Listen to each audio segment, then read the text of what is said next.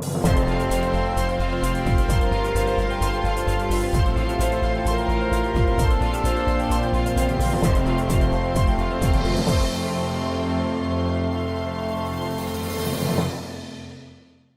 오늘 함께 나눌 하나님의 말씀은 히브리서 12장 1절에서 3절 말씀입니다. 히브리서 12장 1절에서 3절 말씀 우리 함께 합독하도록 하겠습니다. 이러므로 우리에게 구름같이 둘러싼 허다한 증인들이 있으니 모든 무거운 것과 얽매이기 쉬운 죄를 벗어버리고 인내로써 우리 앞에 당한 경주를 하며 믿음의 주요 또 온전하게 하신 이인 예수를 바라보자. 그는 그 앞에 있는 기쁨을 위하여 십자가를 참으사 부끄러움을 개의치 아니하시더니 하나님 보좌 우편에 앉으셨느니라. 너희가 피곤하여 낙심하지 않기 위하여 죄인들이 이같이 자기에게 거역한 일을 참으신 일을 생각하라.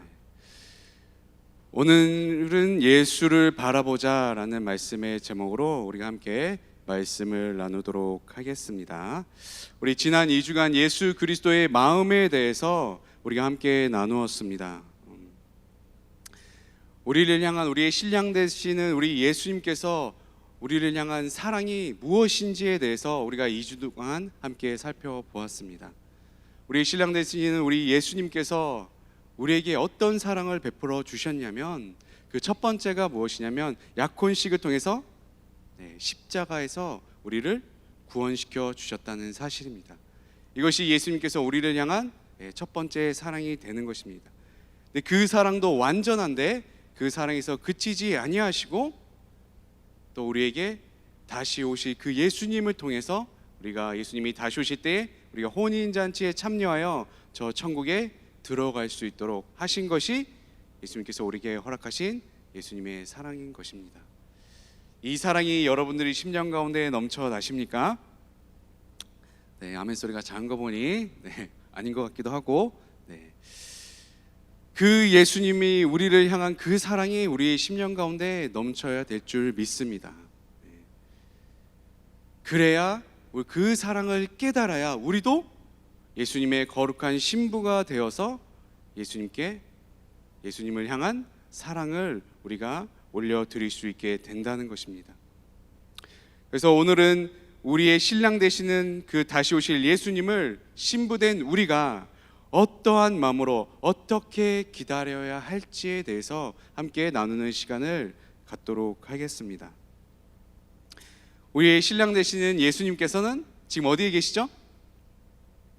하나님 보좌 우편에 앉아 계십니다. 아까 전에 우리 함께 읽었던 그 말씀처럼 예수님께서는 지금 하늘 보좌 우편에 앉아 계십니다. 하나님과 함께 계십니다. 왜 지금 저 천국에 계시죠?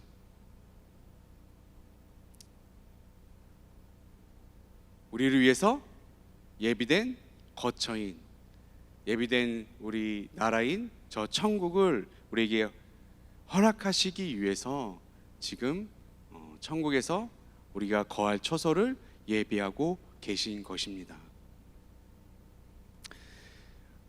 우리의 신랑 되시는 그 예수님을 우리가 주님이 다시 오실 때까지 그 거처가 다 예비되어서 예수님이 다시 오셔서 우리가 혼인잔치를 이루는 그날까지 우리는 우리의 예수님의 거룩한 신부로서 우리의 순결을 지키는 자들이 되어야 된다는 것입니다. 예수님의 어머니가 누구죠? 마리아죠, 마리아. 아버지 마리아는 다 알죠. 아버지 이름은 뭐죠? 네? 요셉이죠, 요셉. 예수님의 어머니 마리아와 그리고 아버지인 요셉이 약혼한 상태였습니다. 약혼한 상태에 있을 때에 예수님을 성령을 통해서 잉태하게 됩니다. 마태복음 1장 18절에 이렇게 기록되어져 있어요. 예수 그리스도의 나심은 이러하니라. 그의 어머니 마리아가 요셉과 약혼하고 동거하기 전에 성령으로 잉태된 것이 나타났더니, 이렇게 말씀하고 있어요. 약혼자였던 요셉은 마리아가 잉태된 사실을 알게 돼요.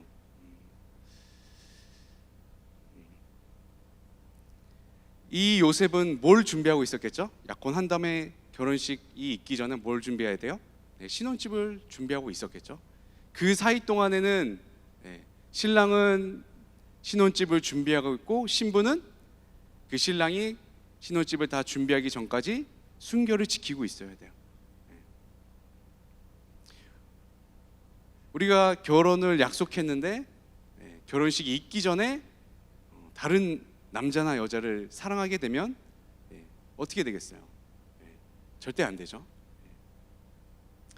이 요셉도 마리아가 잉태된 사실을 알고 그 약혼을 파기하기로 했습니다. 근데 기록되기를 요셉은 의로운 사람이라 이렇게 기록되고 있어요. 여기서 의롭다는 건 하나님의 말씀을 온전히 지키는 자였어요.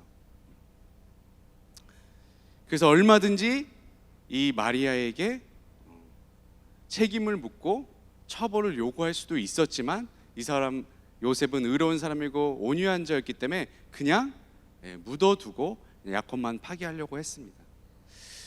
그때의 주의 사자 가브리엘이 요셉에게 꿈 가운데 나타나죠. 꿈 가운데 나타나서 마리아는 성령으로 잉태되었다. 그 잉태될 자가 바로 너희들이 기다리던 메시아 예수다. 이렇게 전해줍니다. 그래서 그 약혼이 파기가 되어지지 않고 예수님을 낳게 됩니다. 여기서 포인트는 뭐죠? 순결을 지켜야 된다는 것입니다. 여러분들이 다 성령으로 잉태되진 않잖아요. 네? 여러분들은 예수님이 다시 오실 그날까지 거룩한 신부로서 순결을, 여러분들의 거룩성을 지켜야 된다는 것입니다. 예수님께서 저 십자가에서 여러분들을 거룩하게 하셨던 그 거룩성을 여러분들이 지켜야 된다는 것입니다. 그래야 저 예비된 나라인, 예비된 거처인 저 거룩한 나라, 저 천국에 예수님과 함께 영원히 살 수 있게 된다는 것입니다. 그런데 여러분들이 그 거룩성을 잃어버린다면 예수님이 다시 오실 때에 저 거룩한 나라에 예비된 거처인 저 신혼집에 우리가 영원히 살지 못하게 될 것입니다. 그래서 우리가 이 땅 가운데 살아갈 때에 거룩한 신부로서 주님이 다시 오시는 그날까지 어떻게 순결을 지킬 수 있을까? 어떻게 그 거룩성을 우리가 지켜나갈 수 있을까? 그것에 대해서 오늘 본문 말씀을 통해 우리가 함께 살펴보도록 하겠습니다. 그 첫 번째는 이것입니다. 함께 읽겠습니다. 시작. 무거운 짐과 죄를 벗어버려야 합니다. 히브리서 12장 전반 1절 전반절은 이렇게 말씀하고 있습니다. 이러므로 우리에게 구름같이 둘러싼 허다한 증인들이 있으니 모든 무거운 짐과 얽매이기 쉬운 죄를 벗어버리고, 이렇게 말씀을 하고 있습니다. 우리가 거룩한 신부로서 신랑되어 있는 예수님께서 다시 오실 때까지 순결을 지킬 수 있는 첫 번째 방법은 모든 죄를 벗어버려야 된다는 것입니다. 우리의 모든 짐을 다 벗어버려야 된다라고 말씀하고 있습니다. 하지만 이 땅 가운데 우리가 죄를 짓지 않고 우리의 순결성과 우리의 거룩성을 지켜나간다는 것은 결코 쉬운 것이 아닙니다. 그래서 이 땅 가운데 우리가 살아갈 때에 우리의 거룩성이 무너질 때가 많습니다. 그래서 우리의 무너진 그 거룩성을 우리가 날마다 회복해 나가야 된다는 것입니다. 그 거룩성을 예수 그리스도의 안에서 회복하지 않는다면 예수님께서 우리를 통해 이루신 그 자유를, 그 거룩성을 우리가 회복하지 못하고 다시 옛 모습인 죄인의 모습으로, 종의 모습으로, 죄의 종의 멍에에 매이는 자들이 되게 된다는 것입니다. 갈라디아서 5장 1절 말씀입니다. 그리스도께서 우리에게 자유롭게 하려고 자유를 주셨으니 그러므로 굳건하게 서서 다시는 종의 멍에를 매지 말라, 이렇게 말씀하고 있습니다. 예수께서는 우리를 위해서 죄 가운데서, 죽음 가운데서, 질병 가운데서, 저주 가운데서, 가난 가운데서 우리를 자유롭게 하여 주셨다라고 말씀하고 있습니다. 그래서 우리가 이 땅 가운데 살아갈 때에 그 자유함을 누리면서 살아가야 되는데, 그 자유를 항상 누릴 수 없는 이유는 바로 우리가 죄 가운데 묶여 있을 때에 우리가 그 자유를 누리지 못하게 된다는 것입니다. 우리의 거룩성을 잃어버렸을 때 그렇게 되어진다는 것입니다. 그래서 사랑하는 여러분들은 그 죄의 종의 멍에를 끊어버리시는 여러분들이 되시길 바랍니다. 여러분들이 짓는 모든 죄를 주님께 가지고 나와서 그 죄성을 다시 벗어버리고 다시 회복하는 여러분들이 되시길 바랍니다. 그렇게 회복하셔서 주님께서 허락하신 그 자유, 그 죄사함과 그 영생함과 그 천국을, 또 이 땅 가운데서의 부요함을, 또 이 땅 가운데서의 축복을 마음껏 누리시는 여러분들이 되시길 예수님의 이름으로 축원드립니다. 아멘.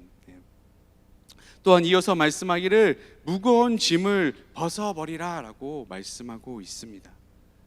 우리가 이 세상 살아가면서 세상에서 치이는 모든 그 짐들, 그 짐을 지금 주님께서는 주님 옆에 가져오라고 지금 말씀하고 있습니다. 우리의 모습 그대로 오라라고 말씀하고 있는 것입니다. 마태복음 11장 28절 말씀입니다. 우리 함께 읽겠습니다. 시작. 수고하고 무거운 짐진 자들아 다 내게로 오라. 내가 너희를 쉬게 하리라. 이렇게 약속하고 있습니다. 우리의 목자 되시는 그 예수님께서 우리를 푸른 초장과 쉴만한 물가로 날마다 인도하여 주시겠다라고 약속하고 계신 것입니다. 여러분들의 모든 짐을 주님 앞에 내어놓는 여러분들이 되시길 바랍니다. 여러분들의 모든 상황과 여러분들의 모든 짐, 그리고 여러분들의 마음의 상태, 그런 거를 여러분들보다 주님께서 더 세밀하게 알고 계신다는 것입니다. 여러분들의 모든 짐을 주님 앞에 내어드릴 때에 주님께서 여러분들의 모든 문제를 해결해 주시고 여러분들의 모든 짐을 대신 지고 여러분들은 푸른 초장으로 쉴만한 물가로 인도하여 주시겠다라고 약속하고 계십니다. 그러므로 예수 안에서 늘 쉼을 얻는 여러분들이 되시길 예수님의 이름으로 축원드립니다. 두 번째로 우리가 거룩한 신부로서 우리의 순결함을, 거룩성을 어떻게 우리가 유지할 수 있을까? 두 번째 방법은 이것입니다. 우리 함께 읽겠습니다. 시작. 인내로서 경주하는 자가 되어야 합니다. 다시 한번 히브리서 12장 1절 말씀을 다시 읽으면 이렇습니다. 이러므로 우리에게 구름같이 둘러싼 허다한 증인들이 있으니 모든 무거운 것과 얽매이기 쉬운 죄를 벗어버리고 인내로서 우리 앞에 당한 경주를 하며, 이렇게 말씀하고 있습니다. 우리가 인내로서 우리 앞에 있는 경주에 최선을 다하라라고, 열심히 달려가라라고 말씀하고 있습니다. 모든 무거운 짐과 죄를 벗어버리고 인내로서 우리 앞에 당한 경주에 최선을 다한 우리의 믿음의 본을 지금 말씀하고 있는데, 그것에 대해서 히브리서 12장 1절은 이렇게 얘기합니다. 우리에게 구름같이 둘러싼 허다한 증인들이 있으니, 먼저 우리에게 본이 되어준 사람들이 있다라고 말씀하고 있습니다. 그게 바로 히브리서 11장에 나오는 믿음의 선진들입니다. 지금 우리 함께 나눈 말씀이 히브리서 12장 말씀이잖아요. 11장이 우리가 믿음장이라고 얘기를 하는데 믿음의 선진들에 대해서 잘 기록되어져 있습니다. 히브리서 11장 6절 말씀입니다. 믿음이 없이는 하나님을 기쁘시게 하지 못하나니 하나님께 나아가는 자는 반드시 그가 계신 것과 또한 그가 자기를 찾는 자들에게 상 주시는 이심을 믿어야 할지니라, 이렇게 말씀하고 있습니다. 우리가 이 땅 가운데에 거룩한 신부로서 살아가는 것이 결코 쉽지 않음을 계속 말씀하고 있습니다. 반드시 우리가 그 거룩성을 유지하기 위해서는 인내가 반드시 필요함을 얘기하고 있습니다. 인내할 뿐만 아니라 우리가 주님께 가는 그날까지 믿음의 경주를 다하라라고 얘기하고 있습니다. 그럼 믿음의 선진들은 그 믿음의 경주를 어떻게 했냐고 말씀하고 있냐면, 하나님께 나아가고 하나님을 찾는 자들이었다. 그렇게 하나님께 나아가고 하나님을 찾을 때에 하나님을 기쁘게 하심으로 인내하며 믿음의 경주를 다했다라고 말씀하고 있습니다. 또 허다한 증인들이라고 얘기하고 있는데, 이 증인들, 이 헬라어로 마르티논, 이 마르틴의 원형이 마르티스입니다. 마르티스. 이 마르티스의 뜻이 증거, 증인, 또 순교자라는 뜻입니다. 순교자. 그렇기 때문에 우리가 예수님의 거룩한 신부로서 하나님의 증인이 되어서 순교자의 삶을 살아 우리가 열심히 믿음의 경주를 다해야 된다라고 말씀하고 있습니다. 우리가 이 땅을 살아갈 때 순교자의 삶으로 늘 인내하며 주님께 받은 그 사명을 우리가 전하는 자들로서 우리가 쓰임을 받아야 된다는 것입니다. 그게 인내하며 믿음의 경주를 하는 자들의 모습이다라고 말씀하고 있습니다. 사도행전 20장 24절 말씀입니다. 사도 바울의 고백이죠. 내가 달려갈 길과 주 예수께 받은 사명 곧 하나님의 은혜의 복음을 증언하는 일을 마치려 하면은 나의 생명조차 조금도 귀한 것으로 여기지 아니하노라. 이 사도 바울은 그 누구보다 가장 거룩한 신부로서의 모습으로 순교자의 삶을 산 사람입니다. 우리가 이 사도 바울을 따라가는 여러분들이 되시길 바랍니다. 또한 우리의 신랑 되시는 예수님께서 우리에게 예비된 천국을 위해서 부름의 상을 예배하여 주셨다라고 말씀하고 있습니다. 빌립보서 3장 14절 말씀입니다. 표대를 향하여 그리스도 예수 안에서 하나님이 위에서 부르신 부름의 상을 위하여 달려가노라. 우리는 오직 저 부름의 상, 저 천국을 향하여 믿음의 경주를 해야 된다라고 말씀하고 있습니다. 우리는 늘 그 천국을 바라보며 달려가라라고 말씀하고 있는 것입니다. 그래서 사랑하는 여러분들은 예수님의 거룩한 신부가 되셔서 믿음의 선진들처럼, 귀한 믿음의 선진들처럼 하나님의 증인으로서 주님께 받은 사명을, 주님께 받은 그 하나님의 은혜의 복음을 증언하는 데에 힘쓰는 여러분들이 되시길 바랍니다. 우리가 선교지를 얘기할 때에 해외 선교 이렇게 얘기를 하는데 장소적인 개념을 우리가 많이 얘기를 합니다. 근데 진짜 선교지는 무엇이냐면 예수의 복음이 없는 것, 예수를 모르는 자가 있는 곳이 바로 선교지인 것입니다. 그렇기 때문에 우리 가정 가운데에 예수 그리스도를 통해서 구원을 받지 못한 자가 있다면 그것이 선교지인 것입니다. 우리 직장 가운데 예수 그리스도를 모르는 자가 있다면 그것이 선교지인 것입니다. 그렇기 때문에 여러분들이 하나님의 증인으로서 가정의 선교사가 되시길 바랍니다. 직장의 선교사가 되시길 바랍니다. 여러분들의 삶의 자리에 귀한 선교사가 되시길 예수님의 이름으로 축원드립니다. 반드시 인내함으로 하나님의 증인이 되어서 주님이 오시는 그날까지 그 사명을 감당하시는 우리 귀한 청장년들, 우리 귀한 성도님들이 되시길 예수님의 이름으로 축원드립니다. 아멘. 우리가 거룩한 신부로서 하나님 예수님께서 다시 오실 때까지 순교를 지킬 수 있는 마지막 세 번째 방법은 바로 이것입니다. 우리 함께 읽겠습니다. 시작. 예수님을 바라봐야 합니다. 히브리서 12장 2절 말씀입니다. 믿음의 주요 또 온전하게 하시는 이인 예수를 바라보자. 그는 그 앞에 있는 기쁨을 위하여 십자가를 참사 부끄러움을 개의치 아니하시더니 하나님 보좌 우편에 앉으셨느니라. 아멘.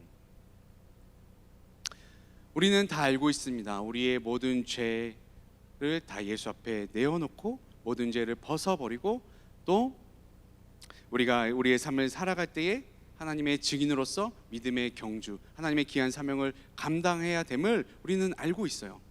알고 있는데 우리의 삶의 자리에 들어가면 그것이 결코 잘 되어지지 않는다는 것입니다.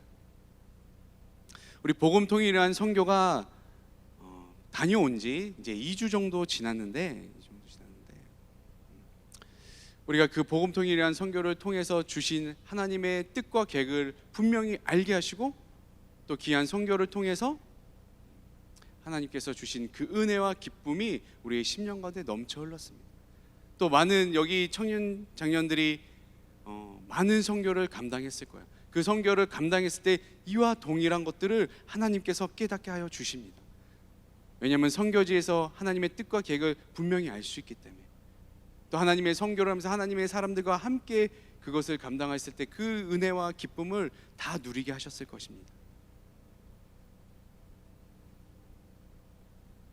근데 그때 주셨던 그 사명, 그 은혜, 그 사랑 지금도 여러분들 심령 가운데 있습니까? 여러분들 심령 가운데 있어. 불과 2주밖에 지나지 않았지만 지금 우리 팀원들도 삶의 자리에 부딪혔을 때 그 열정과 그 사랑, 그 은혜, 하나님이 주신 그 사명이 점점 희미해져 간다는 것입니다. 어느 순간 이것도 사라져 버리고 만다는 것입니다. 그러면 우리가 하나님께 주셨던 그 사명, 그 사랑, 그 은혜, 기쁨을 우리가 어떻게 유지하면서 나갈 수 있을까? 그 방법이 바로 우리가 늘 언제나 어디서나 예수 그리스도를 바라봐야 한다는 것입니다. 우리가 이것이 안 되기 때문에 늘 언제나 어디서나 예수 그리스도를 바라보지 않기 때문에 그 열정이, 그 사랑이, 그 사명이 사라져 간다는 것입니다. 그렇기 때문에 우리는 반드시 언제나 어디서나 늘 예수 그리스도를 바라보는 신앙을 가지고 있어야 된다는 것입니다.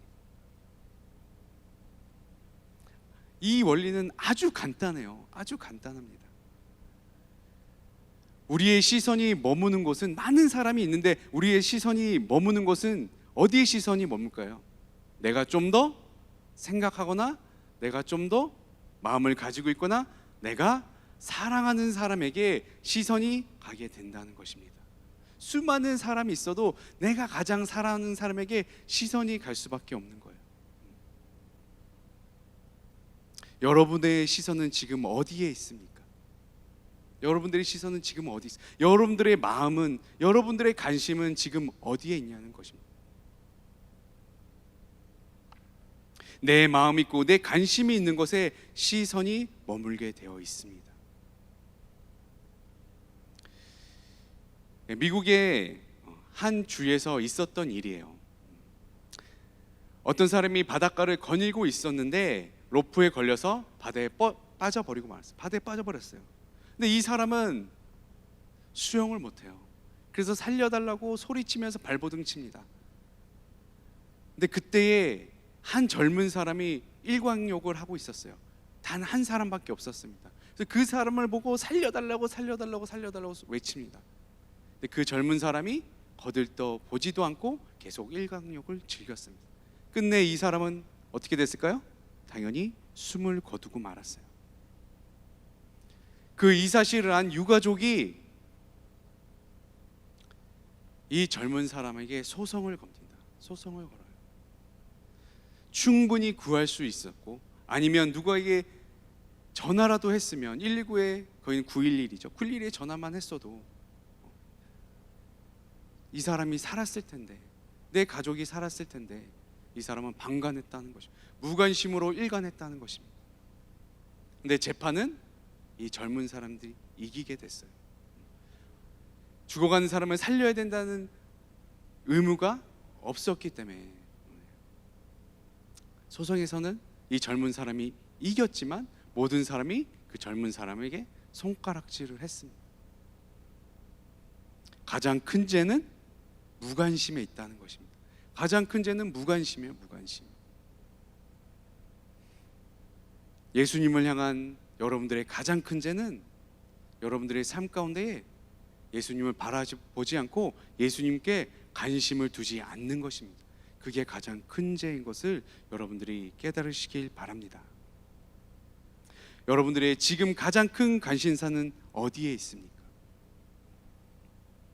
그래서 이거를 연령대별로 한번 조사를 해봤어요. 해봤더니 10대는 어디에 가장 큰 관심사를 둘까요? 네? 이성. 예, 사춘기 때는 이성이 이성. 20대는 어디에 가장 관심을 둘까요? 육신의 정욕. sex. 여기에 관심을 둔다는 것입니다. 30대는 어디에 관심을 둘까요? 머니에도 머니. 돈에 관심을 둔다는 것입니다. 40대는 그 돈을 모아 사업을 하고 싶은 거예요. 더 큰 돈 보고 싶어요. 사업에 관심이 많대요. 50대는 어디일까요? 이제 돈도 있고 사업도 일으켰어. 그 다음엔 명예와 권력에 욕심을 갖는다는 것입니다. 마지막 60대는 그것마저 다 이루었어. 더 오래 살고 싶은 거예요. 건강에 관심을 둔다는 것입니다. 이게 인간의 모습이에요. 10대부터 60대까지. 60대 이후로도 계속 건강이겠죠. 거기에 관심을 둔다. 이 세상 가운데 관심을 둔다는 거예요. 근데 이 지금까지 얘기했던 모든 것들은 언젠가는 다 썩어져서 없어져 버릴 것이라는 것입니다. 다 허탄한 것이라는 거죠. 언젠가는 다 없어질 것에 관심을 두고 10대부터 죽는 그날까지 아둥바둥하면서 살아간다는 것입니다. 우리 사랑하는 여러분들은 영원히 썩어져 없어지지 아니할, 영원히 우리와 함께 하실 그 예수님과 저 천국에게 모든 관심을 가지시는, 시선을 두시는 여러분들이 되시길 예수님의 이름으로 축원드립니다. 아멘. 네, 사진 띄워주세요.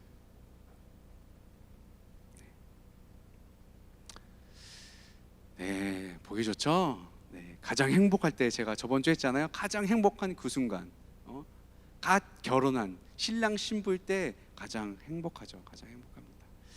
네, 결혼하신 분들은 그때를 지금 그리워하고 있으시죠? 네. 네. 요즘 사진을 찍으면 요즘 좋은 이제 핸드폰은 아웃포커싱이 있잖아요. 아웃포커싱. 인물 뒤에 있는, 내가 관심을 두는 그 포커스 외에 뒤에 배경을 어떻게 하는 거예요? 없애버리는 거예요. 오직 내가 관심을 두는 것만 더 분명하게 사진을 찍는 겁니다. 저것도 지금 아웃포커싱이에요. 신랑 신부만 분명하게 보이고 뒤에 배경은 아무리 아름답더라도 아웃포커싱, 관심이 없는 거예요. 사랑하는 여러분들은 오직 예수님에게만 시선을 두시기 바랍니다. 그 외의 것들은 아웃포커싱 하시기 바랍니다. 그 외의 관심들은 다 없애버리시고 오직 주님에게만 시선을 두시는, 분명히 시선을 두시는, 예수님께만 시선을 두시는 여러분들이 되시길 예수님의 이름으로 축원드립니다. 아멘. 그러므로 우리가 우리의 예배의 자리에서, 우리의 귀한 삶의 자리에서 오직 예수님만 바라보면서 주님 오시는, 다시 오시는 그날까지 우리의 거룩성을 유지하며 나아가시는 귀한 여러분들이 되셔서 예수님이 다시 오실 때 그 혼인잔치에 참여하시고 저 천국을 상속받으시는 여러분들이 되시기 다시 한번 예수 그리스도의 이름으로 축원드립니다. 아멘.